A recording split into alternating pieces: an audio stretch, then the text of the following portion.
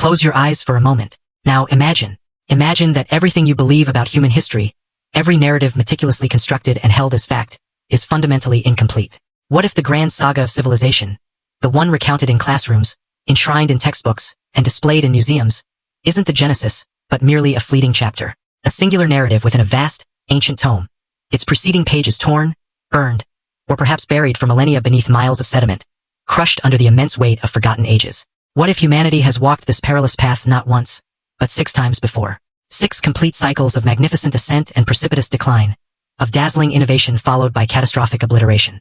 And what if we, ensconced in our gleaming cities of steel and glass, broadcasting our presence into the cosmos, confident in our position at the apex of progress, are simply the 7th iteration, the 7th civilization to painstakingly rebuild from the cosmic dust left by a cataclysmic reset, one that obliterates almost all traces, leaving behind only enigmatic whispers etched in clay and stone? This isn't the stuff of speculative fiction. This profound concept emerges not from fantasy, but from the most ancient written records known to humankind. It's a theory meticulously drawn from cuneiform tablets, meticulously inscribed under the searing sun of ancient Mesopotamia almost 5 millennia ago. The Sumerians, those extraordinary pioneers who gifted humanity with fundamental advancements like writing, mathematics, the wheel, and the very concept of historical record-keeping, also left behind something far more perplexing. Something that generations of scholars have wrestled with, often dismissing as mere myth, or simply overlooking because it starkly contradicts our comfortable, linear narrative of human progress. They bequeath to us a chronicle of time that stretches far beyond the boundaries of what we currently deem possible. It is a detailed record of recurring catastrophic cycles, an unsettling suggestion that we are neither the first nor, almost certainly, will we be the last. Before we plunge deeper into this profound revelation, allow yourself to prepare for a journey that will challenge the very bedrock of what you thought you knew about our species and our world. Envision yourself standing in absolute silence, not the mundane quiet of an empty room, but the deep, almost hallowed stillness of a grand museum after the last visitors have departed. The British Museum, London, 1872. The vast halls are cloaked in shadow, illuminated only by the hesitant flicker of gas lamps, which cast long, dancing specters across walls adorned with artifacts from civilizations long extinct. You can discern the subtle rhythm of your own breathing, feel the cool, unforgiving marble beneath your feet, and inhale the unique, musty scent that clings to objects of immense age. And there, hunched intently over a formidable wooden desk strewn with countless clay fragments, sits a man whose hands tremble ever so slightly. His name is George Smith. He is not an esteemed academic, no professor schooled within the venerable halls of Oxford or Cambridge. Smith is a banknote engraver, a man of the working class who, driven by sheer, unyielding obsession, painstakingly taught himself to decipher cuneiform, the distinctive wedge-shaped script of the ancient Mesopotamians. He achieved this through relentless dedication and innumerable hours spent poring over these broken vestiges of the distant past. For months, Smith has been engaged in the monumental task of meticulously piecing together thousands of these fragmented clay tablets. They were painstakingly excavated from the sprawling ruins of Nineveh, the ancient Assyrian capital located in what is now modern-day Iraq. These invaluable tablets originate from the legendary library of King Ashurbanipal, a monumental collection assembled in the 7th century BCE, yet containing copies of texts that are immeasurably, profoundly older. Tonight, Smith finds himself engrossed in a particularly formidable assortment of fragments. The clay itself is fragile, the cuneiform script faded with age, yet still distinctly legible to his uniquely trained perception. As he painstakingly joins one shard to another, as the archaic symbols seamlessly align, and as words begin to coalesce from the profound darkness of 4 millennia, he uncovers a narrative that causes him to freeze in stunned disbelief. His breath hitches in his throat. His hands, usually so steady and precise in his engraver's craft, begin to tremble uncontrollably. He is reading a story, a gripping account of a monumental flood, a divinely ordained deluge designed to scour humanity from the face of the earth. It tells of a man, forewarned by a deity, who constructs a colossal vessel. He is instructed to gather his family, skilled craftsmen, and the seed of all living creatures. The boat is sealed with bitumen, enduring a storm that rages for days. Waters rise to engulf everything. A bird is dispatched to seek out dry land. A sacrifice is offered upon emerging into a world profoundly altered by water. It is unequivocally the story of Noah and his ark. Yet, crucially, this account does not originate from the Bible. This particular narrative was meticulously inscribed at least 1,000 years before the earliest Hebrew scriptures were compiled.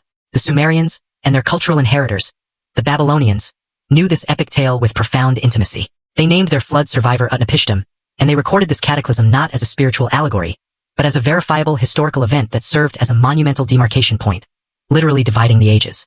What George Smith unearthed that pivotal night in 1872 ignited unprecedented shockwaves throughout Victorian society. It directly challenged the very bedrock of biblical authority and fundamentally reshaped the Western world's understanding of its own past. But what most people fail to grasp is that the discovery of this flood narrative was merely the prelude. Embedded within these same ancient texts, and countless others unearthed in the subsequent decades, lay something far more unsettling than a singular, immense catastrophe. It was compelling evidence that the Great Flood was not an isolated incident, but rather the most recent in a series of cosmic cataclysms that have, with terrifying regularity, annihilated human civilization, compelling us to restart from virtual oblivion. The tablets meticulously translated by Smith and his successors speak of an epoch preceding the flood, a time when kings ruled for what appear to be impossibly protracted durations. The Sumerian king list, arguably one of the most enigmatic and fiercely debated documents from the ancient world, commences with a deceptively simple yet profoundly significant declaration. After the kingship descended from heaven, the kingship was in Eridu. It then meticulously enumerates the rulers of the first 5 cities before the flood, along with the almost unimaginable lengths of their reigns. These are not figures expressed in conventional human terms. King Alulim, for instance, is recorded as ruling for 28,800 years. His successor, Alanger, is said to have reigned for 36,000 years. In total, 8 kings presided over a combined span of 241,200 years of rule, before the text, with stark factual simplicity, states, "Then the flood swept over." Mainstream scholars, of course, almost universally interpret these colossal numbers as mythological or symbolic representations, perhaps signifying immense antiquity or divine legitimacy. No human being, they argue, could possibly live for 28,000 years, let alone maintain rule for such an extended period. The figures are seen as patently inflated, perhaps to emphasize the sacred, almost divine nature of these primordial rulers, or perhaps as a political instrument to forge an unbroken, ancient lineage for later, more historically verifiable kings. This remains the prevailing, safe, and rational interpretation. But what if the scholarly approach is, paradoxically, both too literal and not literal enough? What if the Sumerian scribes were, in fact, recording something profoundly real, but in a conceptual framework or temporal scale that we, lacking the proper context, simply fail to comprehend? Some researchers have provocatively suggested that these impossibly long reigns don't represent the lifespans of individual human monarchs, but rather the astonishing duration of entire dynasties or vast, sweeping eras. Others propose that the Sumerians employed a radically different unit of time. Perhaps their year corresponded to what we would call a month or a season, and when converted to our Gregorian calendar, the numbers might then become more, though still extraordinary, reasonable. Yet, a third, far more radical interpretation exists. What if these were not human kings at all? What if the Sumerian king list stands as a genuine record of rulership by beings who were not subject to the ordinary constraints of human mortality? Beings whose very existence, measured in tens of thousands of years, was simply a factual reality, and who governed humanity during epochs so unimaginably ancient that they predated not merely our concept of written history, but perhaps even earlier, lost versions of civilization itself. This radical interpretation gains compelling traction when one observes the dramatic shift in the king list data after the Great Flood. The impossibly vast numbers that characterized the pre-Diluvian reigns suddenly and dramatically contract. Following the pronouncement, "Then the flood swept over," and the subsequent assertion that kingship descended from heaven a second time, the recorded reigns become significantly shorter. The first post-Diluvian king, for instance, is listed with a reign of 1,200 years. While still extraordinarily long by our contemporary standards, this represents an astounding reduction from the tens of thousands of years attributed to his predecessors. As one progresses further down the list, through successive generations, the reign lengths continue this gradual but unmistakable decrease. Eventually, the list reaches names that historians can, in fact, corroborate through independent archaeological findings. We encounter figures like Gilgamesh, the legendary king of Uruk, whose reign is recorded as 126 years. This duration, though still substantial, approaches the realm of what is historically plausible, particularly when considering ancient accounts of extraordinary human longevity in the immediate post-flood generations. This progressive normalization of reign lengths within the king list itself suggests something profoundly fascinating. It hints that the document is not a pure fabrication of myth, but rather a sophisticated record that masterfully intertwines a mythological, almost cosmic past with an emerging, verifiable historical reality. It meticulously records a monumental transition. This transition marks a shift from a world seemingly governed by beings of immense age and power, to one presided over by ordinary humans with conventional lifespans. It signifies a profound transition from one epoch to another. And, most critically, this monumental shift is emphatically delineated by a cataclysm. The Great Flood, therefore, was not merely a random, isolated disaster. It functioned as a definitive reset point, a cosmic boundary delineating one grand cycle of civilization from the next. However, this raises the most profound question of all. If the Great Flood served as a cosmic reset, was it truly the first such event? Or was it merely the most recent in an unfathomable sequence of resets stretching back into the unimaginable abyss of time? To even begin to answer this question, we must delve deeper into what the Sumerian tablets genuinely convey about the very structure of time and the fundamental nature of existence itself. And it is here that the narrative takes an even stranger, more unsettling turn, where the ancient world seems to whisper a secret that we, in our modern hubris, have been either too fearful or too proud to truly comprehend. The Sumerians did not perceive time through the same linear lens that defines our modern worldview. We inhabit a culture that ardently embraces the concept of linear progress, viewing history as an ever-ascending arrow pointing relentlessly forward and upward. We cling to the belief that humanity emerged from primitive ignorance and, through relentless ingenuity and tireless effort, has steadily scaled ever greater peaks of knowledge and achievement. This, indeed, is the foundational grand narrative of our modern world. Yet, the Sumerians, and indeed the vast majority of ancient cultures globally, understood time in a radically different manner. They perceived it as cyclical, a colossal will perpetually turning through grand ages of rise and fall, of brilliant golden epochs descending into darkness before being inexorably renewed once more. This cyclical understanding of time was not born of pessimistic fatalism. It was, rather, a profound observation, a sophisticated form of pattern recognition gleaned from the repeated experience of witnessing civilizations collapse, from enduring periods of profound chaos and subsequent reconstruction, and from carefully preserving the collective memories of cataclysms that had unequivocally transpired before. This pervasive concept of cyclical time echoes across a multitude of ancient cultures, seemingly disconnected from one another. The Hindus, for instance, articulate the yugas, four distinct ages that cycle from the Satya Yuga, a pristine golden age of truth and virtue, through progressive degradation to the Kali Yuga, an age of profound darkness and ignorance, before the entire cycle recommences. A complete Yuga cycle spans an astonishing 32 million years, a time frame that utterly boggles the modern mind. The ancient Greeks, too, chronicled their ages of man.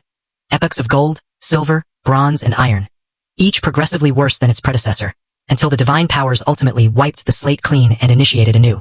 The Mayans, with their intricate calendar systems, meticulously tracked vast, recurring cycles of creation and destruction. And the Norse myths chillingly foretell Ragnarok, the twilight of the gods, where the world is consumed by fire and deluged by water before miraculously being reborn from the primordial depths. These are not isolated, idiosyncratic beliefs. They represent a global phenomenon, a deeply ingrained common memory meticulously preserved across diverse cultures that, by all conventional historical understanding, had no direct contact with one another. However, the Sumerian tablets push this understanding even further. They don't merely acknowledge these cycles in poetic, mythological terms. They attempt to quantify them, to measure them, and to painstakingly record the actual history of these grand cycles. And when one meticulously excavates these ancient texts, diligently following the subtle breadcrumbs they have scattered across thousands of years of writing, a profoundly disturbing pattern emerges. This pattern emphatically suggests that the Great Flood, so famously documented in the Epic of Gilgamesh and the Eridu Genesis, was not the primordial catastrophic reset. It was, instead, merely the most recent cataclysm that the Sumerians retained a sufficiently clear and detailed memory of to commit to written record. Before that specific flood, the texts hint at others. And before those inundations, there were whispers of other methods of global destruction. Fire raining from the sky, the very earth rending open to swallow entire cities, periods of profound darkness that persisted for days or even weeks. These were the moments when the gods, in their immense wrath, seemingly decided to wipe the board clean and begin again. Now, we must confront the proverbial elephant in the room.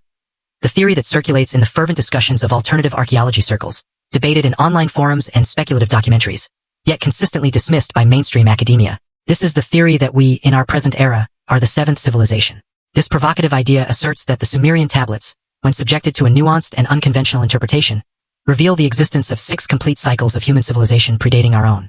6 ascensions from rudimentary beginnings to sophisticated pinnacles of achievement and knowledge. 6 devastating falls that obliterated almost everything, leaving only a scattered remnant of survivors to painstakingly preserve fragments of ancient wisdom, passing it down through generations via oral tradition until the rediscovery of writing aloud for its renewed inscription. And we, residing in our current 7th age, are, chillingly, approaching the very same critical crossroads that each preceding civilization ultimately faced. Where, precisely, does this extraordinary theory originate? It is important to note that it is not explicitly articulated in the tablets in clear, unambiguous terms. Ancient texts, by their very nature, are rarely so direct. They are often composed in rich, poetic, and symbolic language that necessitates careful interpretation. The theory, therefore, emerges from a meticulous and multifaceted analysis of several distinct textual sources. Firstly, there are the recurring references within the king list and other Sumerian texts to multiple cities being established, then destroyed, and subsequently re-established before the legendary Great Flood. Eridu, often revered as the first city, is indeed described as the place where kingship first descended from heaven. Yet, other texts allude to even earlier settlements, earlier ambitious attempts at civilization that ultimately met with failure. The text known as the Eridu Genesis, which stands as the oldest Mesopotamian flood myth we possess, commences with a vivid description of the creation of humanity, but then distinctly implies an earlier, unsuccessful endeavor at establishing cities before the eventual and successful founding of the 5 fabled pre-flood cities. Secondly, there are profound references in other ancient Near Eastern texts to multiple creations and destructions of the world. The Babylonian creation epic, the Enuma Elish, describes how the god Marduk crafts the world from the primordial body of the chaos dragon Tiamat. But the narrative strongly suggests this was not the first creation. It implies previous iterations, earlier cosmic arrangements that proved unstable or ultimately unsatisfactory. Similarly, in the Atrahasis epic, the gods create humanity to alleviate their own labor in the mines and fields. Yet, there's a powerful implication that this was not their initial attempt at this solution.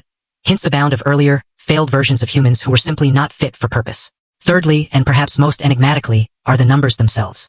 The sophisticated Sumerian mathematical system was fundamentally sexagesimal, based on the number 60, in stark contrast to our decimal system. They frequently employed a number known as a shar, or sar, which represented 3,600. This specific number appears recurrently in their texts, often in contexts related to cosmic cycles and divine timekeeping. Some intrepid researchers have proposed that a shar represents not merely a mathematical unit, but a profound unit of cosmic time, the duration of a great cycle. If one takes the staggering 241,200 years of pre-Diluvian kingship and divides it by 3,600, the result is 67. If this conceptual framework is applied, combined with the hypothesis of multiple floods and resets preceding the final Great Deluge remembered in the Gilgamesh epic, one can begin to construct a plausible model wherein humanity has indeed undergone approximately 6 major catastrophic cycles before the advent of our current era. Now, is this interpretation definitively proven? Emphatically, no. Is it widely embraced or even supported by mainstream archaeology and conventional textual analysis? Absolutely not. The overwhelming scholarly consensus remains steadfast. The impossibly long rains are purely mythological constructs.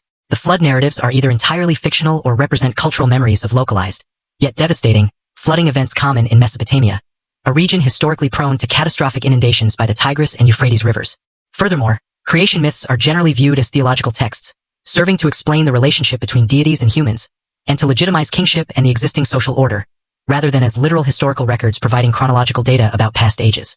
However, herein lies the profound power that makes the seventh civilization theory so compelling, despite its academic rejection. The Sumerians were far from naive, primitive people inventing whimsical fantasy stories. They were a highly sophisticated, meticulously organized, and intellectually advanced society, employing highly educated scribes who worked in established academies. These scribes meticulously copied, preserved, and studied texts that were, even in their own time, already immensely ancient. They possessed a clear understanding of the nuanced distinction between verifiable history and narrative myth. They maintained incredibly detailed administrative records, complex trade documents, elaborate legal codes, and precise astronomical observations. Crucially, they utilized distinct terminology for different types of texts. They knew precisely what they were writing, and yet, they consciously chose to preserve these extraordinary stories. Tales of the deep past, of a time before the flood, of kings who reigned for millennia, of gods who walked among humans and imparted the fundamental arts of civilization. Why, if these texts were universally understood to be complete fiction, would they invest such extraordinary care in their preservation? Why would they reference them within contexts that otherwise appear undeniably historical? The answer, perhaps, is that these texts contain something the Sumerians considered of paramount vital importance, not necessarily literal, empirical historical fact, but a deeper, more profound truth.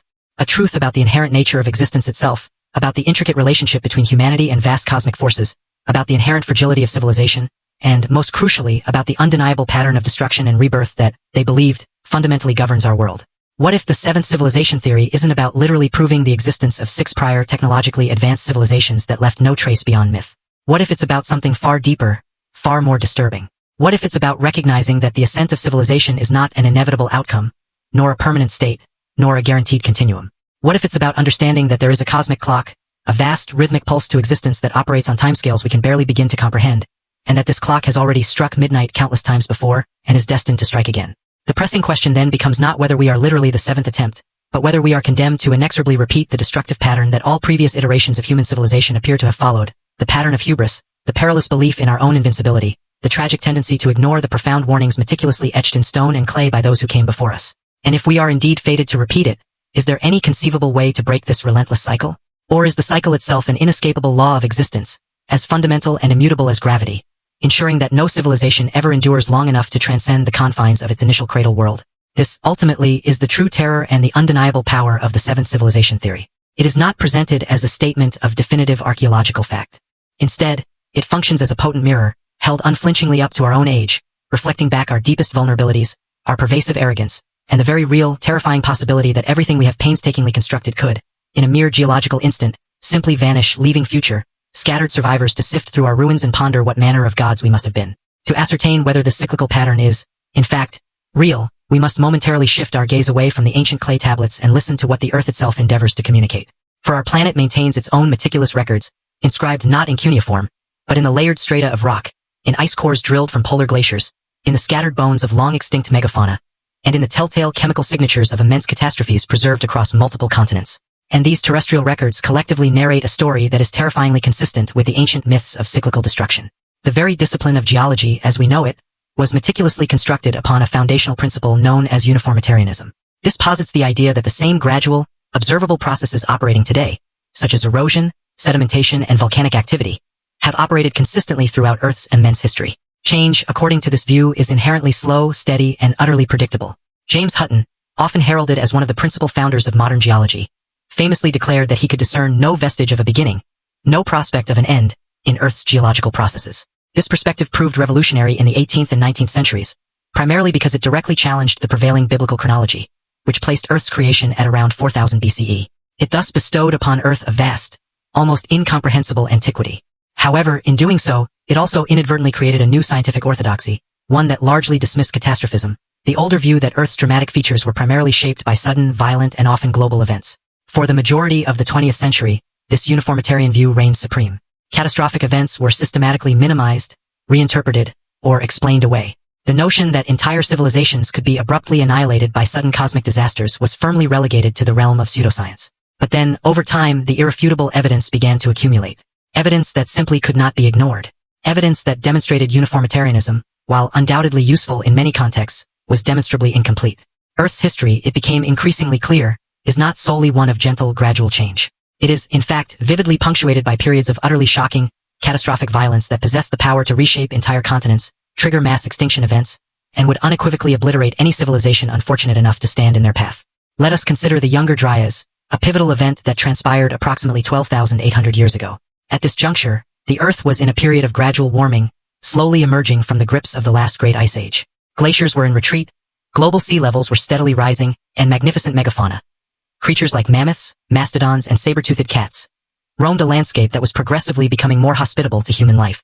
Archaeological findings from this period strongly suggest that human populations were beginning to transition towards more settled existences, developing increasingly sophisticated tool technologies. The renowned Clovis culture in North America, for instance, was flourishing, successfully hunting these colossal beasts and steadily expanding its presence across the continent. And then, with terrifying suddenness, everything changed. The gradual warming trend abruptly ceased. Temperatures plummeted with alarming speed. In some regions, they dropped by as much as 15 degrees Celsius 27 degrees Fahrenheit in less than a decade. Imagine experiencing such a drastic, instantaneous climate shift today. The widespread panic, the cataclysmic crop failures, the resultant death on an unimaginable scale. This severe cold snap, now known as the Younger Dryas stadial, persisted for approximately 1,200 years before ending just as abruptly as it began. When this brutal period finally relented, the magnificent megafauna had largely vanished. The distinctive Clovis culture had mysteriously disappeared from the archaeological record, and human populations across vast regions had been dramatically, savagely reduced. For decades, the precise cause of the Younger Dryas remained a subject of intense scientific debate. The leading theory involved the sudden, massive drainage of Lake Agassiz, an enormous glacial lake, which discharged colossal quantities of fresh water into the North Atlantic. This influx was believed to have disrupted the crucial thermohaline circulation, the ocean conveyor belt, thereby triggering the rapid, widespread cooling. This remains the most widely accepted primary mechanism by mainstream science. However, an alternative hypothesis has emerged, one that has been fiercely debated, alternately championed and dismissed, yet stubbornly refuses to recede into obscurity, the Younger Dryas impact hypothesis. This theory, first formally proposed in 2007 by a team led by Richard Firestone and Alan West, posits that approximately 12,800 years ago, Earth tragically encountered a debris stream originating from a fragmenting comet. Instead of a single, colossal impact, the planet was allegedly struck by multiple airbursts and direct impacts distributed across extensive areas of North America, Europe, and Asia. These proposed impacts would have unleashed continental-scale wildfires, the resulting smoke and soot from which would have catastrophically blocked out the sun, plunging the Earth into an impact winter. The intense heat generated by these impacts and firestorms would also have caused rapid, widespread melting of the existing ice sheets, leading to massive, unprecedented flooding. The combined effect of soot-induced cooling and the drastic disruption of ocean circulation would then comprehensively explain the sudden, precipitous global temperature plunge. The compelling evidence marshaled in support of this impact event includes a distinct geological layer found at dozens of sites across 4 continents, unequivocally dated to the Younger Dryas boundary. This geological layer is distinguished by the presence of microscopic diamonds, known as nanodiamonds, which are exclusively formed under the extreme temperatures and pressures generated by an impact event. It also boasts unusually high concentrations of platinum and iridium, elements rarely found on Earth's surface but common constituents of asteroids and comets. Further evidence comes in the form of magnetic spherules, tiny, melted rock fragments perfectly consistent with explosive cosmic impacts. Moreover, a vast charcoal layer, indicative of continent-wide fires, lies directly above archaeological strata containing Clovis artifacts and megafauna bones, marking a stark discontinuity where both suddenly disappear. This hypothesis, however, has faced intense academic scrutiny and remains a subject of considerable debate. Numerous research teams have attempted to replicate the initial findings, yielding decidedly mixed results. Critics contend that the evidence can be adequately explained by mundane terrestrial geological processes, asserting that the materials discovered are not exclusively unique to impact events and that many of the supposed impact markers have been identified at other sites entirely unrelated to the Younger Dryas period. Some scientists have even gone so far as to publish papers with provocative titles like The Younger Dryas Impact Hypothesis, a requiem, essentially declaring the theory dead. Yet, other research teams persistently unearth new supporting evidence at additional sites, keeping the debate very much alive. Interestingly, even some of the most outspoken early critics have begun to moderate their positions as fresh data continues to emerge. So, what connection does this highly controversial impact hypothesis have with the broader seventh civilization theory? Everything, in fact. If the Younger Dryas impact hypothesis is even partially correct, it profoundly suggests that human civilization, in its nascent and most vulnerable form, was nearly obliterated by a cosmic catastrophe approximately 12,800 years ago. And the chilling implication is that if such an event occurred once, it could undoubtedly happen again. Indeed, a growing body of geological and archaeological evidence points to multiple similar cataclysmic occurrences throughout Earth's history. Consider the enigmatic site of Göbekli Tepe in southeastern Turkey, dating to roughly 9,600 BC, a period immediately following the Younger Dryas event. This site has compelled us to fundamentally reevaluate our understanding of the capabilities and sophistication of prehistoric humans. It comprises massive, meticulously carved stone pillars, some weighing up to 20 tons, arranged in intricate circular enclosures. These megaliths are adorned with complex reliefs of animals and abstract symbols, and their construction would have demanded the organized labor of hundreds of individuals. Conventional historical narratives suggest that humans first settle down, invent agriculture, establish cities, and only then build elaborate temples. Göbekli Tepe, however, turns this sequence on its head. The temple appears to have been built first. Klaus Schmidt, the site's primary excavator, proposed that Göbekli Tepe served as a pivotal transition point, suggesting that the immense collaborative effort required to construct and maintain such a monumental site actually led to settlement and agriculture, rather than vice versa. But there is an alternative interpretation, one that aligns disturbingly well with the concept of cyclical catastrophe. What if Göbekli Tepe was not erected by people discovering civilization for the very first time? What if it was constructed by survivors of a previous civilization, individuals who possessed an inherited wealth of knowledge in construction, organization, and astronomy, yet had lost most of their advanced technology and material culture in a cataclysm? In this view, Göbekli Tepe wouldn't represent the birth of civilization, but rather its poignant rebirth. One only needs to observe the sheer sophistication of its construction. The pillars are perfectly shaped T-forms, precisely quarried, transported, and erected using tools that archaeologists have yet to find in sufficient quantity or complexity to explain such a monumental achievement. The astronomical alignments, the geometric precision evident in the layout of the enclosures, the artistic mastery in the carvings, and the profound understanding of human and animal anatomy all speak to a level of knowledge far beyond what we typically attribute to this period. And then, consider what happened after Göbekli Tepe's zenith around 8000 BC. The entire site was deliberately buried. It wasn't destroyed, nor simply abandoned, but meticulously and systematically interred beneath tons of carefully placed field dirt. Subsequently, the people migrated down into the plains, laying the foundations for the first farming communities and proto-cities that would eventually evolve into the great Sumerian civilization. Why would they bury such a sacred and monumental site so painstakingly? Why preserve it so diligently by entombing it? Perhaps, the theory posits, because they knew. Perhaps they carried a cultural memory of previous destructions and were determined to ensure that the evidence of their achievements would endure the next cataclysm. This unsettling pattern of inexplicable sophistication and abrupt societal shifts appears repeatedly across the ancient world. We routinely unearth sites that are demonstrably older and more complex than they should be, according to conventional historical timelines. We find overwhelming evidence of massive-scale flooding, not merely localized river overflows, but catastrophic inundations powerful enough to carve entirely new landscapes. Layers of ash and fire are discovered across multiple continents, dated to roughly the same historical periods, hinting at widespread conflagrations. We encounter extinction events where dozens of species vanish within what archaeologists term moments, implying sudden, widespread environmental upheaval.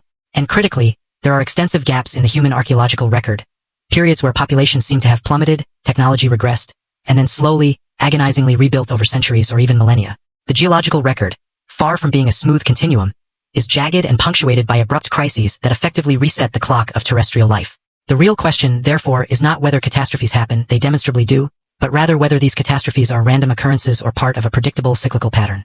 Is Earth merely an unlucky target, buffeted by unpredictable impacts, volcanic eruptions, and climate shifts? Or is there an underlying rhythm, a cosmic clock, as the ancient Sumerians seem to suggest, that orchestrates destruction at regular intervals? Some researchers, meticulously analyzing the vast dataset, believe they have indeed identified such a pattern. They point to cycles intrinsically linked to our solar system's movement through the galaxy, to subtle variations in Earth's orbit and axial tilt, and even to periodic swarms of comets that intersect our planet's trajectory. A key focus is the 26,000-year cycle of axial precession, the slow, majestic wobble of Earth's axis, a phenomenon that ancient cultures obsessively tracked and painstakingly recorded in their sacred monuments and calendars. Evidence suggests that approximately every 12,000 to 13,000 years, corresponding to roughly half of the full precession cycle, Earth experiences a pronounced period of instability, a dangerous window when catastrophic events tend to cluster together. If one meticulously maps out these proposed cycles and then counts backward through the geological and archaeological records, one can identify roughly 6 major transition points prior to our current era, 6 potential reset events. Is this definitive proof? No. Science, by its very nature, demands rigorous, reproducible evidence. The cyclical catastrophe theory, therefore, remains intensely controversial.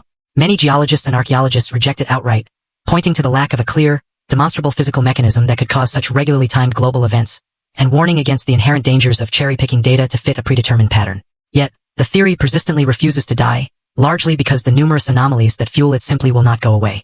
These include the ancient texts that vividly describe previous worlds and ages of gods, the megalithic sites that appear far too sophisticated for their assigned place in the timeline, the genetic bottlenecks found in the human population that indicate sharp, dramatic reductions in numbers at specific points in the past, and perhaps most compellingly, the pervasive flood myths that appear in virtually every culture on every continent. These myths describe not just water, but often speak of fire from the sky, prolonged darkness, the earth shaking violently, and the world being utterly remade. What if the Sumerians, with their profound connection to deep time, were right? What if they genuinely looked back into their own ancient history, meticulously preserved in oral traditions and temple records, and discerned a recurring pattern? What if they understood that their own flourishing civilization, with its grand cities, intricate writing, and towering ziggurats, existed merely on borrowed time? What if they consciously attempted to warn us, encoding this critical knowledge into durable clay tablets designed to last, harboring the hope that someday, someone would indeed read them and comprehend their message? And what if we, the present inhabitants of this planet, are living in the 7th iteration of that very pattern, blind to the warnings, perhaps too convinced of our own impermanence to truly care, inexorably racing toward the same precipice that claimed all our predecessors? The sheer weight of this possibility is crushing. It suggests that all human achievement, every groundbreaking discovery, every exquisite work of art, every selfless act of love and sacrifice, exists precariously in the shadow of an inevitable, cyclical destruction. It implies that the cosmos itself is intrinsically structured in a way that fundamentally prevents any single civilization from achieving lasting permanence. That there is a built-in expiration date, a merciless reset mechanism that ensures the board is wiped clean before any species becomes too successful, too powerful, or too entrenched. It represents the ultimate cosmic horror, the chilling realization that we are not the masters of our own destiny, but merely actors in a grand, repeating play whose ending was scripted eons ago. A play that has been performed 6 times before, and, by this logic, is destined to be performed again. However, there is another, more empowering perspective on this theory of 7 civilizations. If we are indeed the 7th, it unequivocally means that 6 came before us. 6 attempts that ultimately failed, yes, but 6 valiant attempts that dared to try. 6 groups of survivors who, after witnessing their worlds crumble, painstakingly picked themselves up from the ashes, refusing to allow their species to perish. They rebuilt, knowing or at least sensing that destruction would inevitably return. 6 iterations of humanity that courageously chose to create, to build, and to record their accumulated wisdom, even in the face of apparent futility. And we are their direct descendants. We carry their genetic legacy, their whispered stories, and their stubborn, defiant refusal to surrender to the void. The Sumerian tablets, when viewed through this lens, do not solely recount tales of destruction. They also speak of survival of gods or advanced beings, or simply the wise ones, who warned specific individuals when disaster loomed. They describe the construction of great arcs, the careful preservation of vital seeds, and the miraculous transmission of knowledge through the literal flames of cataclysm. They narrate humanity being tested, again and again, and somehow, almost impossibly, passing the test by the narrowest of margins. The 7th civilization theory, if true, is not merely a prophecy of impending doom. Instead, it stands as a profound testament to humanity's indomitable resilience. It offers powerful proof that we have confronted the absolute worst the universe can hurl at us 6 times before, and yet, here we still stand. Still building, still dreaming, still reaching for the stars, despite the unsettling awareness that the ground beneath us is not as solid as it seems. Let's delve deeper into the concept of knowledge. If previous civilizations indeed rose and fell, what became of their accumulated wisdom, their technological prowess, their magnificent achievements? How could a species capable of inventing writing, mathematics, and complex architecture simply lose it all and be forced to start over? This question forms one of the primary objections to the cyclical civilization theory. Critics rightly point out that if advanced societies truly existed before us, then where are their enduring ruins? Where are the ubiquitous plastic bottles, the massive concrete foundations, the resilient metal artifacts that would provide undeniable physical proof, compelling us to completely rewrite our historical understanding?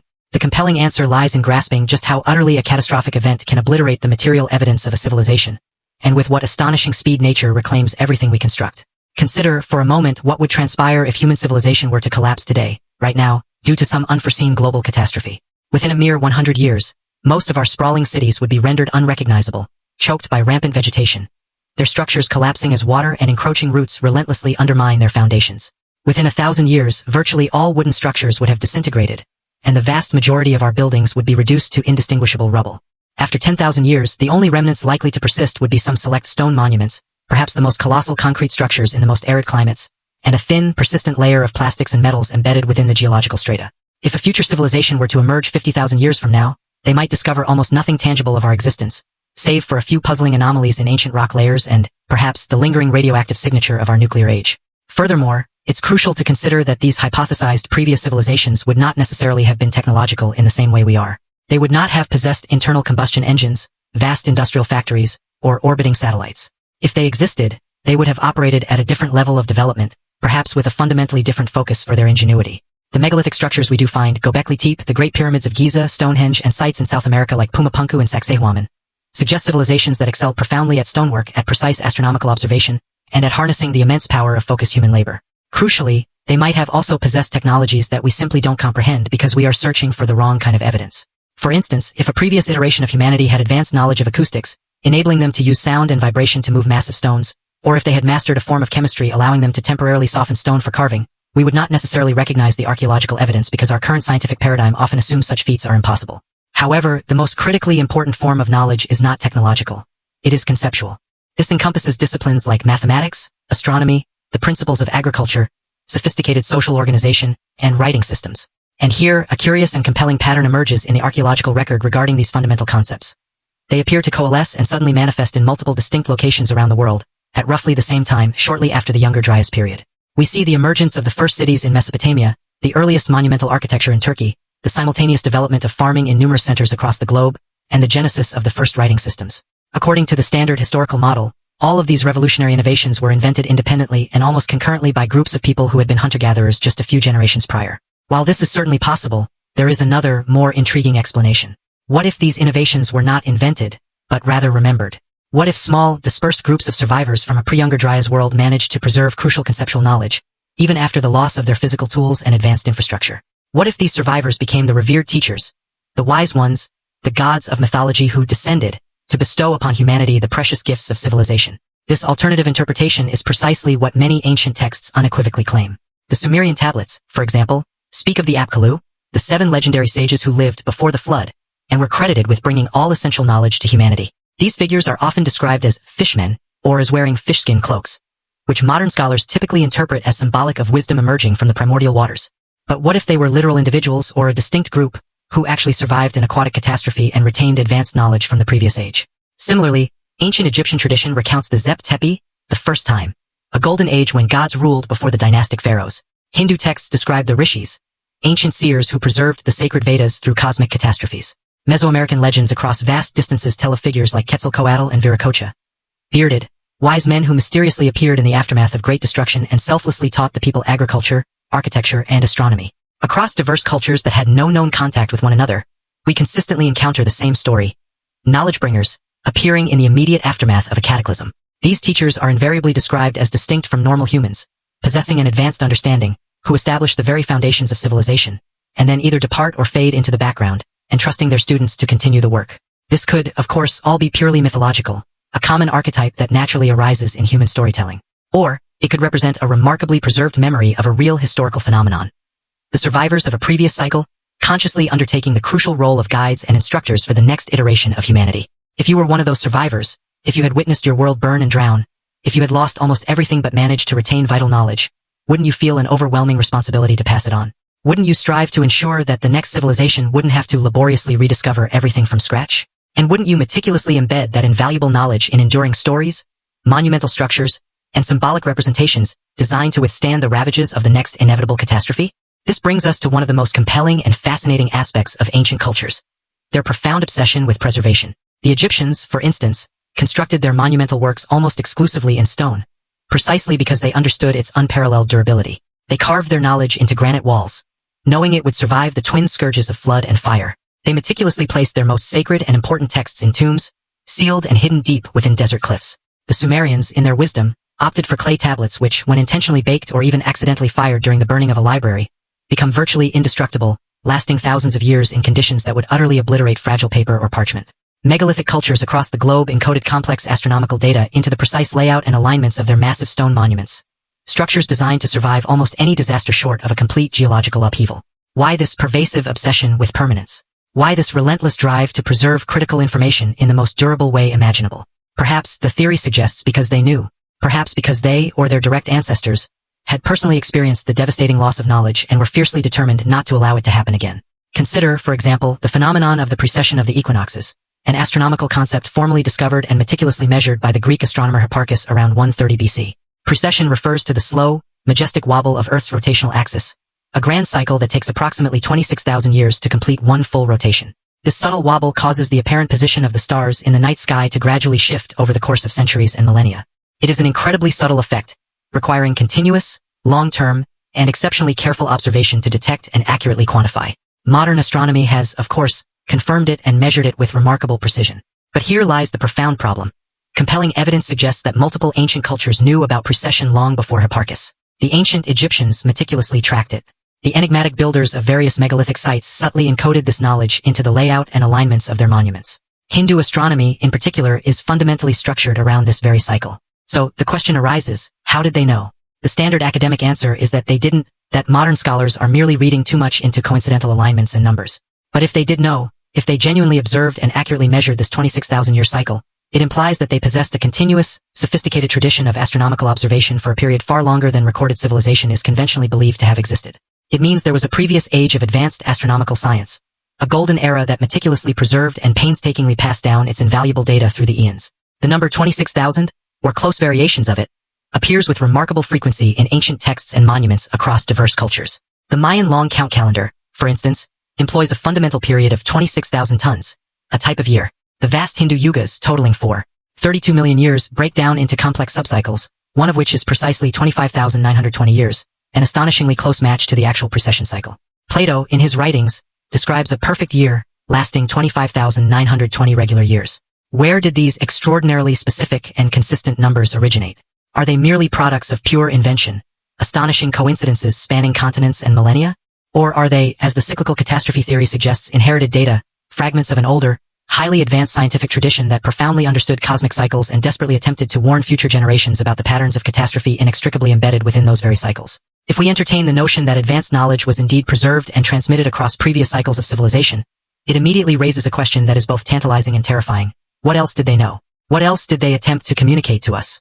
The ancient texts, which we often dismiss outright as mere mythology, are replete with narratives of gods battling in the heavens, planets altering their orbits, devastating events of fire and ice that destroy the earth, and humanity being created and recreated multiple times over. What if these are not fanciful fairy tales or allegorical fables, but rather deeply distorted, yet fundamentally accurate, accounts of real cosmic events? What if the gods are not supernatural beings, but rather anthropomorphized representations of powerful natural forces or celestial bodies that previous civilizations observed and diligently attempted to warn us about? What if the enigmatic story of Nibiru, the supposed hidden planet in Sumerian mythology, isn't about a literal physical planet at all, but instead symbolizes a cyclical celestial event that returns at predictable intervals, bringing with it periods of immense instability? And crucially, what if the recurrent references to 6 previous ages in various mythologies are not symbolic, but literal 6 previous attempts at civilization that were tragically wiped out by the inexorable forces that govern the cosmos, leaving us, the current iteration, stumbling amidst the ruins, desperately trying to piece together what they once knew? The more one delves into ancient texts with this interpretive framework, the more unsettling patterns begin to emerge. We find references to previous humanities that existed before our current one, descriptions of creation events that sound disturbingly akin to nuclear reactions, and accounts of flying machines and advanced weaponry that defy conventional historical timelines. Naturally, ancient astronaut theorists seize upon this evidence and conclude that extraterrestrial beings visited Earth, bestowing advanced technology upon our primitive ancestors. However, the seventh civilization theory offers a simpler, more grounded, and arguably more profound explanation. What if our own ancestors, in previous iterations of civilization, achieved a level of knowledge and capabilities that we ourselves have only very recently begun to rediscover? What if the descriptions of nuclear devastation found in the Mahabharata, the accounts of flying vimanas, and the devastating Brahmastra weapon are not alien technology, but rather human technology from a prior cycle? What if we have been here before, reached for the stars before, built unimaginable wonders before, and tragically, destroyed ourselves before, leaving behind only fragmented myths to serve as urgent warnings for the scattered survivors?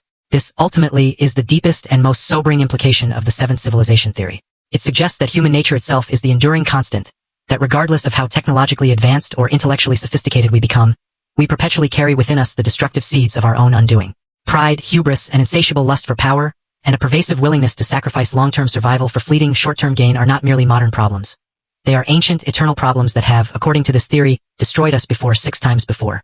The cosmic catastrophes, the impacts, the ice ages, the geological upheavals, might be the external triggers, the opportunities for collapse. But it is our intrinsic inability to adequately prepare, to heed crucial warnings, and to effectively work together in the face of existential threats that constitutes the true, internal mechanism of our recurring doom. The universe, in this view, does not actively destroy us. We destroy ourselves, and the cosmos merely provides the opportune circumstances. Now, let us turn to the most pressing question of all.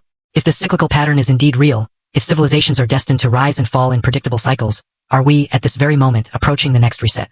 Are there discernible signs that the cosmic clock is once again winding down toward midnight? This is the juncture where the theory dramatically shifts from the contemplative safety of discussing ancient history to the immediate, urgent danger of confronting our present and future. And this is precisely where things become truly controversial, where the distinct realms of science, mythology, and even conspiracy theories converge and intersect in ways that make traditional scholars profoundly uncomfortable. Consider our current moment in human history. We inhabit an age characterized by unprecedented technological power, yet simultaneously marked by an equally unprecedented fragility. We have constructed a global civilization that is utterly dependent on immensely complex and interconnected systems. Our food supply, water distribution, energy grids, and global communications all rely on vast, intricate infrastructure that is frighteningly vulnerable to disruption. We possess weapons capable of obliterating all life on the planet multiple times over. We have fundamentally altered the chemistry of our atmosphere and oceans. We have driven extinction rates to levels not witnessed since the dinosaurs vanished 66 million years ago. In many profound ways, we are conducting the very same dangerous experiment that previous civilizations might have inadvertently performed. The experiment of relentlessly pushing boundaries, of blithely assuming that progress is infinite, and that any potential consequences can always be managed or simply ignored. And, just like those hypothesized previous iterations, we are rapidly discovering that the natural world has intrinsic limits, and that transgressing those limits has consequences we are increasingly unable to control. At the very same time, scientists are becoming acutely aware of grave cosmic threats that, with our current technology, we are largely powerless to prevent. These include near-Earth asteroids that could strike with minimal warning, solar flares and coronal mass ejections, CMEs, powerful enough to fry our global electronics infrastructure and plunge us back into a 19th century existence overnight, supervolcano eruptions that, by geological standards, are long overdue, and rapid climate shifts that the geological record clearly demonstrates can occur within a single human lifetime. We are, undeniably, not as safe or secure as we habitually imagine ourselves to be. The illusion of stability that modern life so effectively provides is precisely that, an illusion. Consequently, some researchers argue that we are currently entering a perilous window of increased risk, a period when multiple, converging threats could potentially align. The precession cycle discussed earlier provides one possible timeline for this. We are presently approximately halfway through a complete precession, roughly 13,000 years past the Younger Dryas event. If the pattern truly holds, if major catastrophes consistently cluster around these precession half-cycles, then we are either rapidly approaching or potentially already within the next cosmic danger zone. While this remains highly speculative, and mainstream science generally does not endorse the idea of regular catastrophic cycles directly linked to precession, it is undeniably significant that ancient cultures across the globe appear to have believed such a link existed. The intricate calculations of the Mayans predicting the end of a grand world age, the Hindu descriptions of the Kali Yuga leading to widespread destruction and subsequent renewal, and the Egyptian and Greek traditions of multiple ages culminating in cataclysm, they all converge on the same rough timeframe, and we are, chillingly, living in that timeframe now. Unsurprisingly, the conspiracy theories surrounding this concept are extensive and elaborate, with some speculating that governments are well aware of an incoming existential threat but are deliberately concealing it from the public to avert widespread panic. Secret space programs, deep underground bases for elites, strange construction projects, and the deliberate suppression of archaeological discoveries that would unveil the truth about previous global catastrophes. The inherent difficulty with such elaborate conspiracy theories, however, is their unfalsifiable nature. Any perceived absence of concrete evidence is immediately interpreted as definitive proof of an extensive cover-up. Yet, this paradoxical truth does not automatically render them entirely baseless. After all, governments undeniably keep secrets, and classified programs are a reality. This leads to a chilling hypothetical. If there were truly credible evidence of an impending global catastrophe, would our leaders genuinely inform us, risking mass panic and societal collapse? Or would they quietly embark on preparations, meticulously ensuring that a select few could survive, perhaps to restart civilization, while leaving the vast majority of humanity blissfully ignorant until the bitter end? The seventh civilization theory, when pursued to its logical conclusion, posits that this entire scenario has unfolded before. It suggests that previous elites, privy to the coming disaster, constructed their arks, their impenetrable bunkers, their invaluable seed vaults. It implies that earlier civilizations received stark warnings from their prophets and sages, urging a change of course, only to ignore them until it was tragically too late. And critically, it implies that we, too, are treading the exact same path. The warnings, in fact, are abundant and pervasive. etched in ancient texts, recorded in the geological strata beneath our feet, and increasingly manifest in the alarming frequency of extreme weather events and widespread ecological collapse. Yet, we persist in our daily lives as if nothing is amiss, as if technological progress alone will ensure our salvation, as if we are somehow exempt from the inexorable patterns that govern the rise and fall of all living systems on this planet. But here lies the crucial nuance. The theory does not declare that destruction is inevitable or that our doom is sealed. Rather, it asserts the existence of a recurring pattern, a rhythm, a cycle, a profound test that civilizations invariably confront. Some previous iterations, it suggests, failed this test completely and vanished without a trace.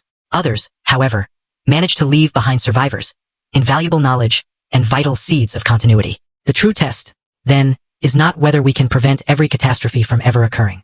Instead, the test is whether we can astutely recognize the warning signs, proactively prepare for what's coming, diligently preserve what truly matters, and thereby ensure that something enduring survives to carry on the human story. The ultimate challenge is whether we can finally break this recurring cycle of collective amnesia, this tragic pattern of forgetting the hard-won lessons of the past and being condemned to relearn them through immense suffering.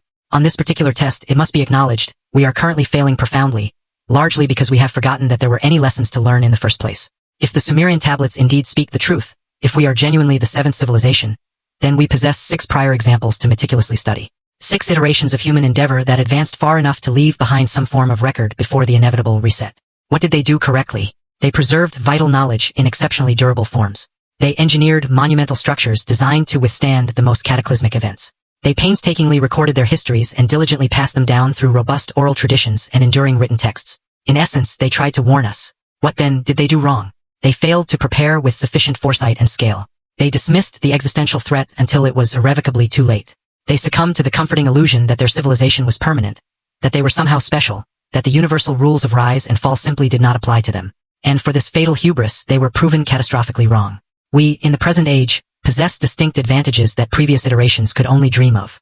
We benefit from instantaneous global communications, enabling us to share knowledge across the entire planet in seconds. Our space technology offers the theoretical capacity to detect incoming threats from the cosmos and, perhaps, even deflect them. We wield the power of genetics, allowing us to preserve the DNA and seeds of millions of species. And with digital storage, we can record the entirety of human knowledge on devices no larger than a thumb drive. However, we are also burdened by unique vulnerabilities that earlier civilizations did not possess. We have inadvertently placed all our eggs in one basket, meticulously crafting a single, intricately interconnected global system where a failure in one region can rapidly cascade into a worldwide collapse. We have developed weapons capable of triggering our own extinction, rendering any external cosmic forces almost superfluous. Furthermore, we have become so utterly dependent on our technology and infrastructure that the vast majority of humans could not survive for even a week without the intricate systems that deliver food, water, and shelter. The seventh civilization theory compels us to confront these uncomfortable vulnerabilities head-on. It asks questions that make us squirm. If the global power grid were to permanently collapse tomorrow, how many lives would be lost? If global supply chains disintegrated, how long would our bustling cities remain habitable? If a massive solar flare fried all electronics, how would we communicate, coordinate, or even begin to rebuild? If sea levels were to rise suddenly by 200 feet, submerging every coastal city on Earth, how would civilization conceivably survive? We recoil from contemplating these scenarios because they are undeniably terrifying. But previous civilizations, too, harbored no fondness for such dire reflections. And their unwillingness to confront existential risks did not magically make those risks disappear. It merely ensured they were utterly unprepared when those risks materialized. So what course of action should we pursue if we accept, even as a mere possibility, that cyclic catastrophes are real and that we might well be approaching another such event? What constitutes an appropriate and responsible response? The ancient answer, born of necessity and hard-won wisdom, was to erect enduring monuments, preserve essential knowledge, and hope that future survivors would discover and comprehend their solemn warnings. We, however, are capable of doing far better. We can strategically establish redundant systems and distributed knowledge repositories, both digital and physical, storing them in diverse locations designed to withstand a multitude of catastrophic scenarios. We can proactively train individuals in essential survival skills that do not depend on fragile modern infrastructure. We can create extensive networks of seed banks, genetic archives, and comprehensive tool repositories that would empower survivors to rebuild much faster and more effectively. We can invest heavily in space technology, not merely for exploration, but for species survival, envisioning and establishing off-world colonies that would ensure human continuity even if Earth were to become uninhabitable. We must also meticulously study ancient texts and geological records, not dismissing them as primitive myths, but earnestly searching for recurring patterns and vital warnings. Yet, more than any technological or logistical preparation, what we truly need is a profound shift in consciousness. We must internalize the core lesson that the Sumerians painstakingly tried to impart, that civilization is not a given right, but a fragile, temporary, and utterly precious achievement. It must be actively maintained, vigilantly defended, and continuously nurtured. We are, in essence, custodians of something passed down to us through unimaginable suffering and sacrifice, and we bear in solemn responsibility to pass it on, intact and hopefully enhanced, to those who will follow us. The seventh civilization theory is not fundamentally about definitively proving the literal existence of 6 previous versions of humanity. It is about the profound recognition that if we are not the first, we most certainly will not be the last, and therefore our present choices hold immense weight and consequence. Every civilization, upon reaching a certain apex of power and complexity, is presented with a critical choice. Will it wield that power with wisdom, humility, and profound long-term thinking? Or will it succumb to the allure of short-term gains, destructive hubris, and pervasive denial, gambling away its future by convincing itself that the catastrophes vividly described in ancient texts and geological records are merely fanciful stories that could never possibly befall us? The cosmic clock is ticking, not necessarily towards some precise, predetermined date predicted in ancient calendars or obscure conspiracy theories, but most assuredly on a very human timescale. Climate instability is undeniably accelerating. Resource depletion is a stark and pressing reality. Extinction rates are climbing at an alarming pace. Political tensions worldwide are escalating. And overhead, in the vast, silent dark between stars, lurk celestial bodies, cosmic rocks that bear our potential name, capable of ending our entire story in a terrifying instant. We have been extraordinarily lucky thus far. 6 previous iterations, it seems, were not quite as fortunate. Or perhaps, paradoxically, they were lucky. Lucky enough to leave behind survivors who could pick up the pieces, start anew, and eventually become us. And now it is our turn. Our turn to decide whether we will finally learn from this persistent pattern or, tragically, repeat it yet again. Our turn to heed the urgent warnings meticulously carved in clay and stone, or to carelessly ignore them as we scroll through our phones, comforting ourselves with the delusion that progress is inevitable and catastrophe is something that only ever happens to other people in other times. The ancient Sumerian tablets now repose in museums, silent behind glass. The majestic ziggurat at Ur crumbles slowly under the relentless desert sun. Göbekli Tepe, once painstakingly buried for preservation, is now excavated and exposed, its profound secrets being slowly teased out by archaeologists who still hotly debate its true meaning. The voices of the ancients are faint, filtered through thousands of years and multiple translations. Yet they are undeniably speaking. They are trying desperately to convey something they considered vitally important, important enough to preserve in the most durable materials they possessed, important enough to encode deeply within myths and monumental structures designed to survive the very end of their own world. Are we listening? Or are we simply too busy, too distracted, too utterly convinced of our own singular cleverness to truly hear? Ultimately, the theory of 7 civilizations is a profound meditation on hubris, the hubris of self-servingly believing we are the first, the best, the untouchable, that all warnings are meant for someone else, somewhere else. It exposes the cruel cosmic joke that each civilization invariably believes itself to be the absolute pinnacle, the final, definitive version, when in reality, it might simply be the latest fleeting attempt in a vast, sprawling series stretching back into an unimaginable past. And if we truly are the 7th, the question ceases to be whether there will be an 8th. There most likely will be, for life is incredibly stubborn, and humanity is remarkably resilient. The real question is whether we can be the civilization that finally breaks the pattern, that internalizes the lesson, that survives not by sheer accident but by genuine wisdom, or whether we will simply become another geological layer, another enigmatic set of ruins for the 8th civilization to ponder over, another cautionary tale painstakingly carved in whatever medium manages to survive our own eventual destruction. The Sumerian scribes have long since perished. Their magnificent cities have dissolved into dust. Their intricate language is extinct. Yet, their warning persists. The cycle is real. The catastrophes inevitably come. The civilizations invariably fall. And each time, a hardy few manage to survive and begin anew. This time, however, we possess the unprecedented knowledge, the advanced technology, and the unique opportunity to diverge from this ancient script. We have the chance to prepare, to preserve, to escape the cycle. But this hinges entirely on our collective choice. Only if we overcome the suffocating arrogance that blinded all previous iterations. Only if we humbly accept that we are not special, not exempt, and certainly not immune to the powerful, shaping forces that have dictated human history since its very genesis. 7 civilizations. 6 fell. We are the 7th. The cosmic clock is ticking. The patterns inexorably repeat. And somewhere, perhaps in a dusty museum, a humble clay tablet, covered in ancient wedge-shaped marks, tries with silent desperation to warn us of the stark truth that every previous civilization learned only when it was too late. That pride invariably precedes a fall, that nothing truly lasts forever, and that the only question that genuinely matters is not whether the end will come, but whether we will be truly ready when it does. Imagine the sound of the wind howling mournfully across empty plains, the visceral sensation of standing precariously on the precipice of something vast and truly terrible. Envision the profound knowledge that we are neither the ultimate beginning nor necessarily the final end. This is the profound gift the 7th civilization theory bestows upon us. Not comforting certainty, but heightened awareness. The awareness that we are an integral part of a much larger pattern, that we are but dancers in a grand cosmic ballet choreographed by forces largely beyond our immediate control, and that our only true power lies in how we dance, how we confront what is coming, and crucially, what legacy we choose to leave behind for those who will dance after us. The tablets are silent now, their voices stilled. But if you listen with utmost care in the quietest moments, you can almost hear them. The ancient scribes, the resilient survivors, the determined builders, the wise teachers. They are whispering across the vast gulf of time. They are saying, remember, prepare, preserve. Do not replicate our mistakes. Do not succumb to the belief that you are invincible. Do not ignore the ominous signs. The cycle perpetually turns. The pattern relentlessly repeats. And you are quite simply running out of time. Are we truly the seventh and final civilization? Or are we merely the seventh in an ongoing series that will continue long after we ourselves are gone? The answer rests entirely upon what we choose to do next, on whether we genuinely listen to these profound warnings or willfully drown them out with the deafening noise of our own unfounded confidence, on whether we learn from the hard-won lessons of the past or are ultimately condemned to repeat them. The Sumerians earnestly tried to tell us. The clay tablets patiently await. The message is undeniably clear. The pressing question is, are we wise enough to finally hear it? The metaphorical darkness is complete now. The words on the ancient tablets slowly fade from view, yet they remain, just as they have remained for 5,000 years, patiently waiting for the next civilization to discover them, to read them, to finally understand. Waiting for us, the seventh, perhaps the last, perhaps merely the latest. Only time will tell. The cosmic clock relentlessly ticks on, and somewhere, in the profound depths of space, or within the fiery core of the earth, or subtly encoded in the majestic patterns of the sun, the next great reset is quietly being prepared. The singular question remains. Will we be ready? Will we survive? Will the eighth civilization, should one ever arise, discover our tablets and ponder what we knew, what we tried to preserve, and critically, whether we finally learned the profound lesson that cost 6 previous humanities everything they had so painstakingly built? Rest now if you can. Dream of ancient, bustling cities and distant, shimmering stars. Of devastating catastrophes bravely survived and magnificent civilizations phoenix-like risen from the ashes. And when you awaken, look upon our world with truly new eyes.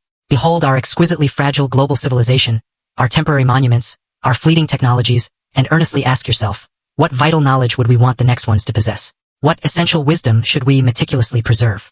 What urgent warnings should we painstakingly carve in stone, designed to endure? And, most importantly, what will we do differently, so that we do not become just another sorrowful ghost in the long, tragic history of humanity's repeated rise and inevitable fall? The seventh civilization now stands at a pivotal crossroads.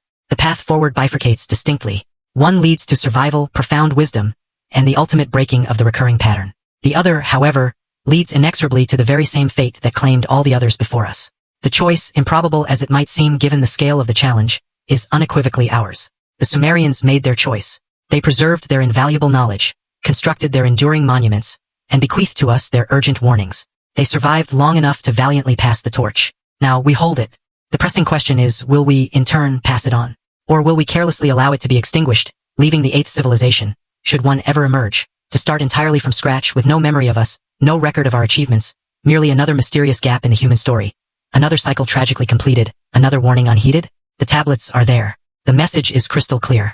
We are the seventh, and our time is undeniably running out. But let us not conclude this reflection in darkness. Let us instead delve more deeply into precisely what these ancient warnings truly contain and what modern science is progressively uncovering that either validates or, conversely, challenges the ancient narrative. For the long-standing debate between those who embrace cyclical catastrophes as literal truth and those who dismiss them as mere metaphorical myth is far less clear-cut than either side would have you believe. The intricate reality, as is so often the case, proves to be far more nuanced, significantly more complex, and ultimately far more fascinating than the simplistic dichotomies of unwavering belief versus staunch skepticism. Return with me to that pivotal moment in 1872 when George Smith, a self-taught Assyriologist, first deciphered and read the startling flood account from the unearthed tablets of Nineveh. The profound shockwaves from that momentous discovery continue to reverberate powerfully through the fields of archaeology and biblical studies even today. But let us now focus on a crucial detail that is often overlooked in the initial excitement of discovering such an ancient flood myth.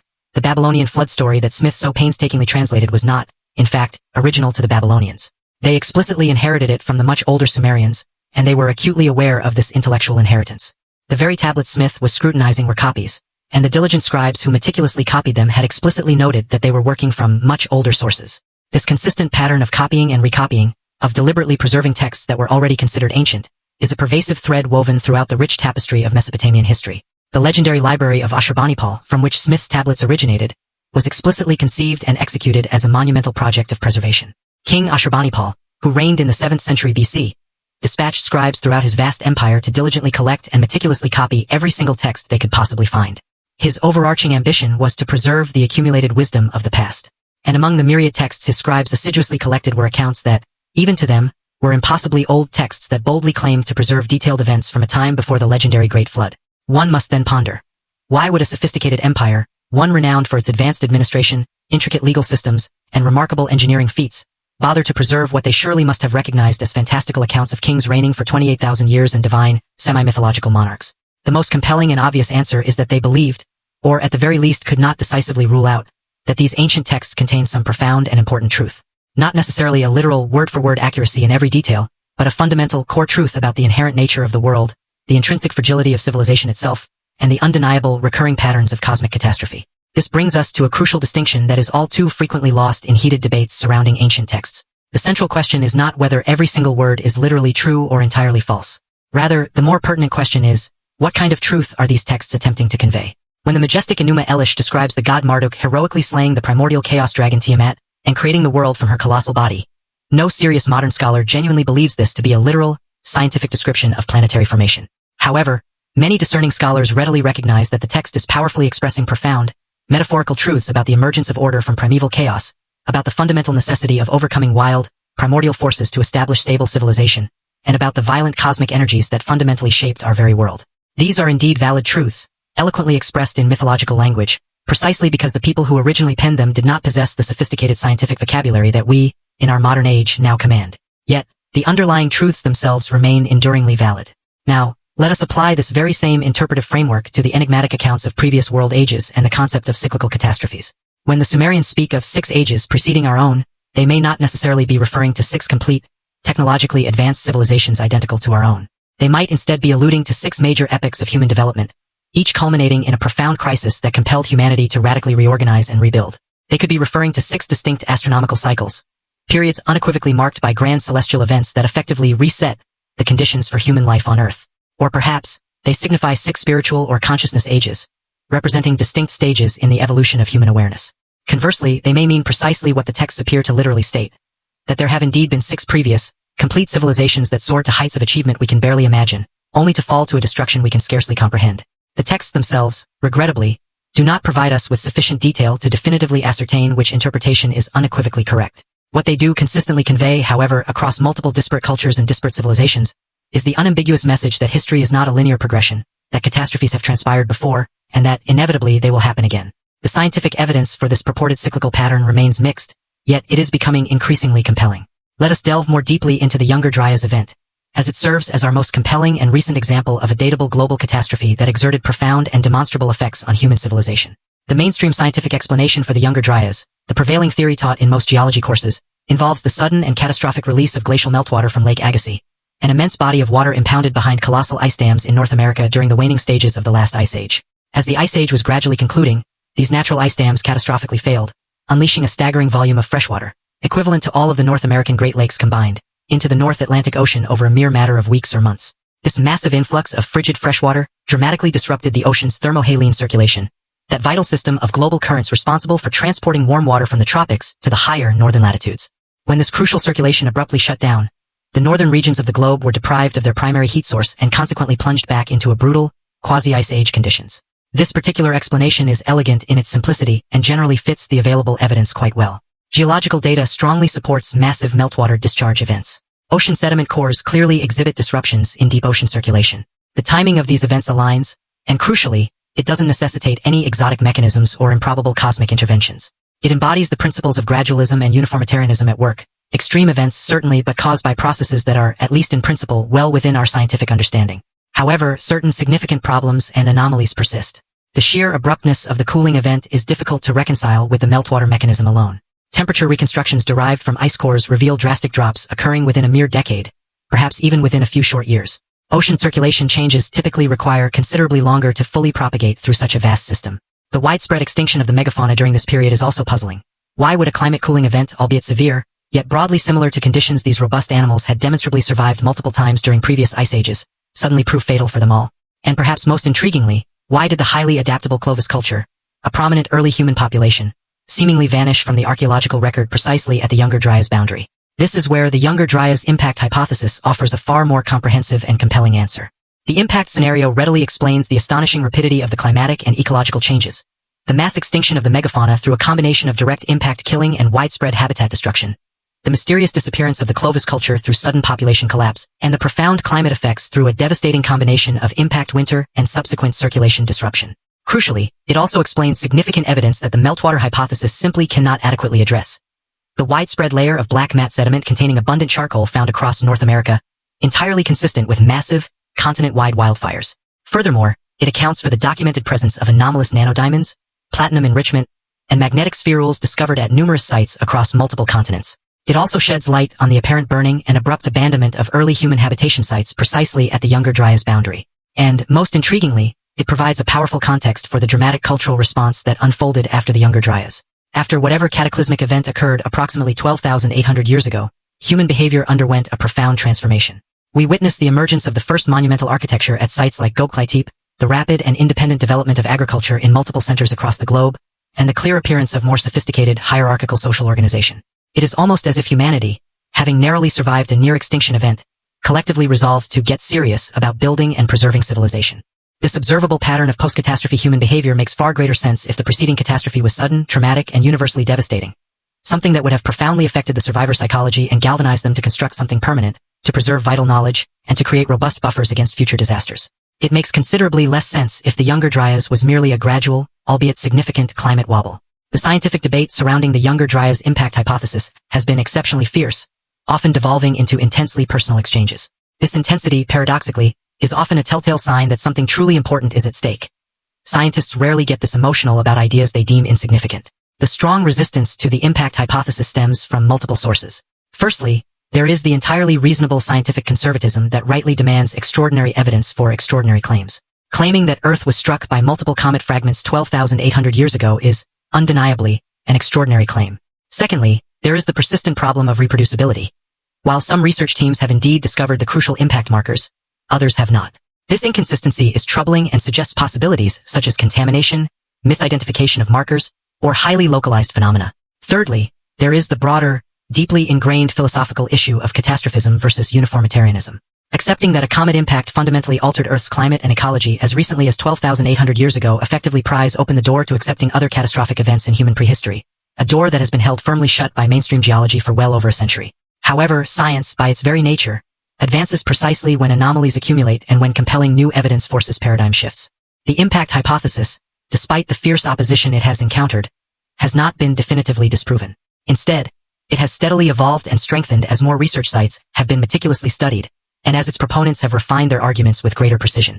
Multiple independent research teams have now confirmed the consistent presence of platinum anomalies at the Younger Dryas boundary across numerous continents. Platinum, being rare on Earth's surface but common in asteroids and comets, presents a sudden and significant spike at this specific time period that is exceedingly difficult to explain through normal, gradual geological processes.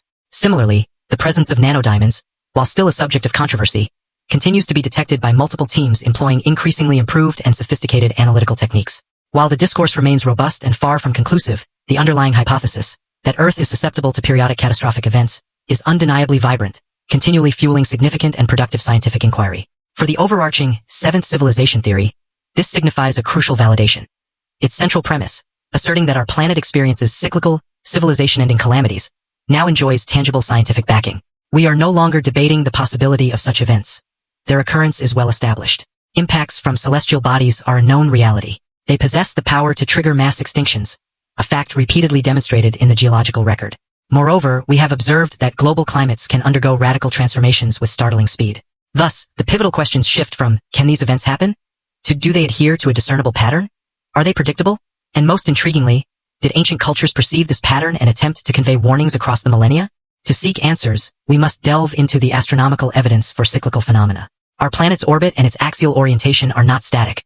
They undergo predictable, long-term shifts known as Milankovitch cycles. These cycles, meticulously calculated by Serbian scientist Milutin Milanković in the 1920s, delineate three primary variations. First, the eccentricity of Earth's orbit fluctuates from nearly circular to slightly elliptical over roughly 100,000 years. Second, the obliquity or tilt of Earth's axis varies between 22.1 and 24.5 degrees over approximately 41,000 years.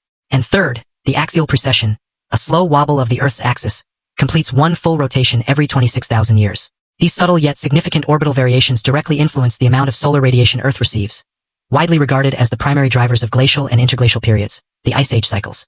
However, the plot thickens considerably when we examine the precession cycle.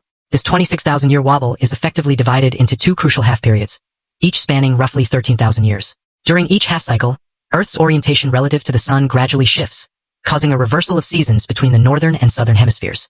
For instance, in our current epoch, when the northern hemisphere tilts towards the sun experiencing its summer, the southern hemisphere endures its winter. Yet, some 13,000 years ago, this alignment was precisely opposite. While this seasonal flip unfolds slowly over millennia, there exist specific critical transition points within these cycles. At these junctures, Earth's configuration may become inherently unstable, or it might align ominously with other cosmic phenomena. Intriguingly, certain researchers posit that these very transition points correlate with periods of significantly increased catastrophic activity on Earth. The Younger Dryas event, for example, a sudden and severe cold snap, coincides remarkably with one such pivotal transition. Venturing back another 13,000 years, to approximately 26,000 years ago, we encounter another pronounced climatic disruption, alongside what appears to be a significant gap in the human archaeological record. Tracing this pattern further back in increments of roughly 12,000 to 13,000 years reveals a recurring sequence. Periods of profound climate instability, widespread mass extinctions, and distinct cultural discontinuities. Naturally, the critical question arises. Is this observed pattern genuinely reflective of cosmic mechanics? Or are we merely cherry-picking data to substantiate a preconceived theory? While scientific consensus remains elusive, the compelling fact that numerous ancient cultures appeared acutely aware of the approximately 26,000-year precession cycle, embedding this knowledge within their monumental architecture and intricate mythologies, lends considerable weight to the argument that they might indeed have been tracking a very real and profoundly significant cosmic rhythm. Consider the ancient Egyptians, who, to many researchers, appeared deeply engrossed by the concept of precession. Their monumental structures, such as the pyramids and the enigmatic Sphinx, exhibit an astonishing precision in their alignment with cardinal directions and specific celestial bodies. Yet, here lies a truly captivating detail. Some researchers contend that the Sphinx bears undeniable evidence of water erosion. This erosion could only have occurred during an era of significantly heavier rainfall than Egypt has experienced at any point in its recorded history. The prevailing geological consensus places such substantial precipitation in Egypt somewhere between 10,000 and 12,000 years ago. If this dating is correct, it would render the Sphinx vastly older than traditionally accepted by mainstream Egyptology. If the Sphinx were indeed carved around 10,000 BC, immediately following the Younger Dryas event, it would be contemporaneous with sites like Göbekli Tepe and represent a similarly inexplicable architectural and engineering marvel for a people supposedly just emerging from a hunter-gatherer existence. Why, one might ask, would a culture recovering from a global catastrophe prioritize the construction of a colossal stone lion with a human head? One compelling interpretation is that the Sphinx served as a monumental marker, a waypoint designed to meticulously preserve critical astronomical data. Originally, the Sphinx faced due east, directly observing the rising sun on the spring equinox. However, due to the phenomenon of precession, the constellation that rises behind the sun on the spring equinox slowly shifts over the 26,000-year cycle. While today it is Pisces transitioning towards Aquarius around 10,500 BC, it was Leo. The Sphinx, with its powerful lion body, may thus be ingeniously marking the age of Leo, silently communicating to future observers the era of its construction and encoding the profound knowledge of precession within its very form. While undeniably speculative, this aligns with a recurring pattern observed at numerous other ancient sites where astronomical sophistication appears far to exceed what is conventionally attributed to their supposed time periods. Stonehenge in England, traditionally dated to between 3000 and 2000 BC, exemplifies this with its incredible precision in aligning with the summer solstice sunrise and the winter solstice sunset. It also seemingly tracked lunar cycles and might have even served as an instrument to predict eclipses. The sheer intellectual and observational sophistication required for such precise astronomical work strongly implies a long-standing tradition of meticulous skywatching and advanced mathematical calculation. The profound question arises, from whence did this tradition originate? Was it an independent development by Neolithic British farmers? Or was it a legacy, an inherited body of knowledge passed down from much earlier cultures? Cultures, perhaps, who possessed far more urgent and compelling reasons to monitor the heavens, having personally experienced the devastating consequences when certain celestial alignments manifested. Across the Atlantic, the Mayan pyramids in Central America, constructed over 1,000 years from approximately 300 BC to 900 AD, are similarly oriented with extraordinary precision. The iconic pyramid at Chichen Itza, for instance, famously creates a mesmerizing shadow serpent that appears to descend its steps during the equinoxes. The Mayans developed multiple intricate calendar systems, tracking time in cycles ranging from 260 days to periods spanning millions of years. Their renowned long count calendar, which famously fueled apocalyptic speculation around 2012, began its count from 3114 BC and charted a cycle of approximately 5125 years. Crucially, this was not their sole or even their most significant calendar. They meticulously tracked far longer cycles, including the precession cycle, and their cosmology frequently spoke of multiple world ages that had each culminated in catastrophic destruction. Why would a civilization, devoid of telescopes or modern scientific instruments, dedicate such immense effort to charting cosmic cycles with such unwavering devotion? Perhaps the answer lies in deeply ingrained cultural memories of what precisely transpires when these cycles attain their critical thresholds. What we observe across a multitude of diverse ancient cultures is a remarkably consistent pattern of astronomical obsession. This was not merely the casual, seasonal sky-watching common to any agricultural society. Rather, it constituted deep, mathematically rigorous, and often multi-generational projects dedicated to recording and predicting celestial events across timescales far exceeding the lifespan of any single civilization. Such monumental efforts strongly suggest that this knowledge was considered vitally important enough to justify the dedication of vast resources to its meticulous preservation. The most coherent explanation for this paramount importance is that it constituted predictive knowledge, information that enabled them to anticipate periods of profound danger. This was knowledge, it is argued, inherited from those who had survived previous catastrophes, individuals who desperately sought to equip their descendants with a better chance at survival. Now, we confront arguably the most profound and challenging question of all. If cyclical catastrophes are indeed a recurring reality, and if ancient cultures possessed knowledge of them, going so far as to attempt to transmit warnings across the ages, why does modern civilization appear so remarkably unprepared? Why, indeed, do we seem almost willfully ignorant of such existential possibilities? The answer, it seems, is deeply rooted in the very nature of human psychology and the inherent structure of our contemporary institutions. As a species, we are remarkably adept at confronting threats that are immediate, tangible, and visually evident. A predator's ambush, a rapidly spreading wildfire, or an approaching enemy army. Our brains, honed by millennia of evolution, are exquisitely wired to respond decisively to these clear and present dangers. Conversely, we prove remarkably inept at processing threats that are temporally distant, uncertain in their precise magnitude, and, crucially, demand present sacrifice to avert future harm. Climate change offers a stark, contemporary illustration. The scientific consensus is unequivocal, the trends undeniable. Yet, because its most devastating effects are projected decades into the future, and because addressing it necessitates fundamental alterations to our comfortable present existence, we invariably resort to procrastination and elaborate rationalizations. Cyclical catastrophes, if they truly exist, represent the ultimate long-term threat. They unfold across timescales of thousands of years. The most recent significant event occurred some 12,800 years ago. Most human beings simply cannot meaningfully conceive of a span of 1,000 years, let alone 12 millennia. We routinely struggle to plan for our own retirement merely 30 years in the future. To ask entire populations to seriously address a threat that might manifest in decades, centuries, or even further into the distant future, is to demand the near impossible of our ingrained psychological architecture. Compounding this individual limitation is the fact that our dominant institutions, governments, corporations, academic disciplines, all operate on even shorter, highly circumscribed timeframes. A politician's horizon extends only to the next election cycle. A corporate CEO's focus is on the next quarterly report. A scientist is often constrained by the timeline of their next grant application. Critically, no one is institutionally empowered or incentivized to think in terms of cosmic cycles, much less civilization-ending threats that might loom thousands of years ahead. Furthermore, a deep-seated psychological resistance often arises when confronted with the notion that we are not unique, that we are not the first or final iteration of humanity, and that we, too, are subject to the same inexorable forces that brought down previous ages. This fundamental resistance frequently manifests as incredulity when presented with compelling evidence of advanced ancient knowledge. The immediate, often dismissive, reaction is, surely the pyramids could not have been built by ancient Egyptians without modern tools. Therefore, aliens must have provided assistance. This, precisely, is the ancient astronaut fallacy. It implicitly rests upon the unconscious and demeaning assumption that ancient peoples were inherently unintelligent, incapable of achieving what they demonstrably did achieve through their own profound intelligence, ingenuity, and sheer effort. Yet, this fallacy also springs from a more profound, almost primal fear. The unsettling realization that if ancient civilizations were indeed that capable, and yet their societies still ultimately collapsed, then our own vaunted technological capabilities and sophistication might offer no ultimate protection whatsoever. We often prefer to believe in external, exotic entities like aliens because their problems are ultimately not our problems. We are deeply reluctant to accept the reality of cyclical catastrophes because that implies a problem of immense scale that all our celebrated technology and advanced sophistication may prove utterly incapable of solving. But denial, however comforting, possesses no power to alter reality. The geological record stands as an irrefutable testament. Mass extinctions do occur. Climates do shift dramatically. Cosmic impacts do happen. The only remaining variables are their precise timescales and their predictability. Ancient texts, viewed through this lens, suggest that these events indeed follow discernible patterns, that they can be anticipated, and that meaningful preparation is not only possible but imperative. Modern science, albeit reluctantly and amidst considerable debate, is progressively acknowledging that catastrophic events are far more common and, paradoxically, more predictable than the rigidly uniformitarian orthodoxy previously permitted.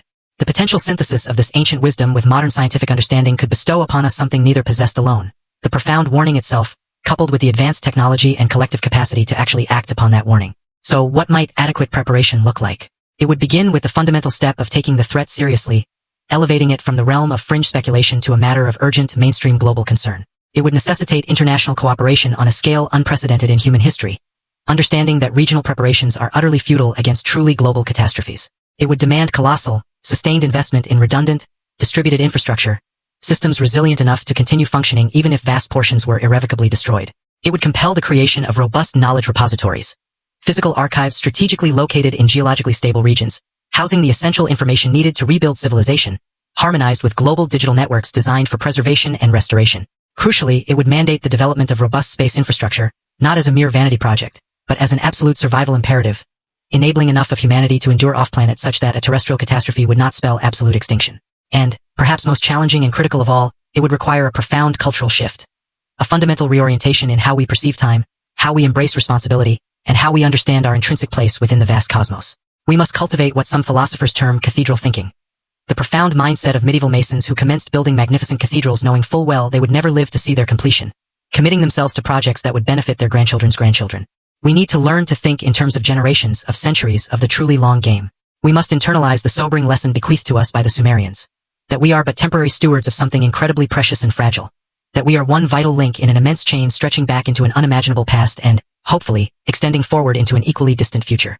Our ultimate task, then, is not to construct an eternal civilization, for no such thing is possible, but rather to ensure that this precious chain remains unbroken on our watch. The seventh civilization theory, stripped of its more speculative elements and controversies, distills down to this core, resonant message. We are neither the absolute beginning nor the ultimate end. We find ourselves, rather, in the midst of something vast and ancient, an integral part of a cyclical pattern of rise and fall that has unfolded countless times before and will undoubtedly play out again. Previous iterations of humanity have left us invaluable gifts. Knowledge meticulously encoded in ancient texts and monumental structures, urgent warnings carved in enduring stone, and a rich genetic and cultural inheritance that has enabled us to reach our current state of development. We bear a profound responsibility to pass these gifts forward, to augment them, and to prove ourselves worthy ancestors for those who will follow. And, equally important, we have a responsibility to heed the warnings, to seriously entertain the possibility that the pattern remains unbroken, that the cosmic clock continues its inexorable ticking, and that our allotted time may be far shorter than we wish to believe. In the hushed sanctity of a museum, ancient clay tablets patiently await discovery. In the desolate expanse of the desert, colossal stones stand in silent vigil beneath the eternal stars. Within the deep ice cores and stratified sediment layers, the immutable record of past catastrophes lies preserved. And in our collective human mythology, spanning every culture and continent, the same profound stories are recounted again and again. Tales of devastating floods and consuming fires, of worlds that ended and worlds that astonishingly began anew, of ages of gods and ages of men, of warnings tragically ignored and the heavy prices ultimately paid. These are not random fables.